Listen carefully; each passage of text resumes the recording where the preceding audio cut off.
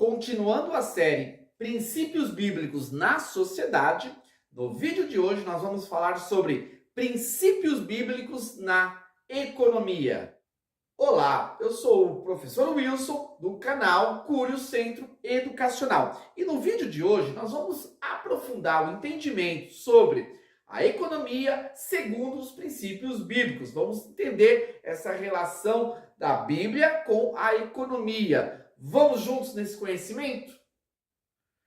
Para iniciarmos o estudo sobre esse assunto, é importante que nós venhamos a definir o que seja economia. Para isso, nós podemos descobrir que economia significa ciência que analisa e estuda os mecanismos referentes à obtenção, à produção, ao consumo e à utilização dos bens materiais necessários à sobrevivência e ao bem-estar. Outra definição de economia é poupança, contenção ou diminuição das despesas e dos gastos. Outra definição seria organização de uma casa financeira e materialmente. Economia doméstica. Mas afinal, será que as escrituras tratam dessas questões econômicas?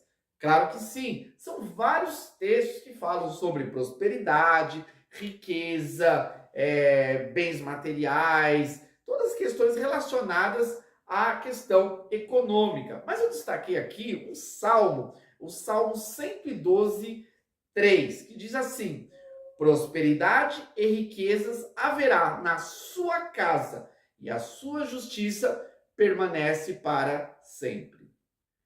Existe uma ideia equivocada que as questões financeiras, o dinheiro, é algo contrário a uma vida espiritual. Quanto mais o ser humano se aproxima de Deus, o cristão procura seguir fielmente a vontade de Deus, mais ele se desprende das questões materiais, da questão da prosperidade financeira.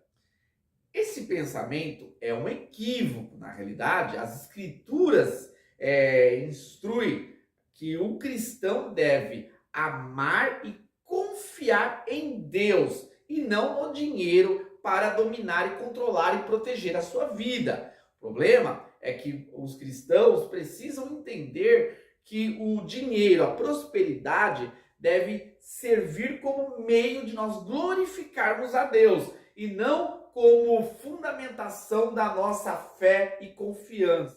A prosperidade, a realidade financeira, a economia de um cristão tem sim sua relação com a espiritualidade. Deus, em sua justiça, ele estabeleceu o princípio da semeadura. Aquilo que o homem semear, ele vai colher. Quanto mais ele semear, ele vai colher. Esse princípio, que é um princípio universal e é um princípio estabelecido nas Escrituras, nos orienta a entendermos que quando trabalhamos, assim como a Bíblia mesmo nos orienta a trabalhar, a produzir, a construir, quando fazemos isso diligentemente, submissos à vontade de Deus, estamos, na realidade, semeando. E é natural que venhamos a colher também das questões espirituais, assim como também das materiais. Ainda na relação da Bíblia com a economia, é importante entendermos que a Bíblia nos orienta como devemos utilizar o dinheiro, como devemos utilizar os recursos estabelecidos para a nossa vida na sociedade. Uma boa administração, não esbanjando, não utilizando de forma ilícita, isso vai fazer com que a gente possa ter uma boa economia. Portanto, as Escrituras, a palavra de Deus orienta, sim, como deve ser uma economia individual na vida de uma pessoa. Assim como também a questão econômica não está só relacionada à vida individual, mas também coletiva.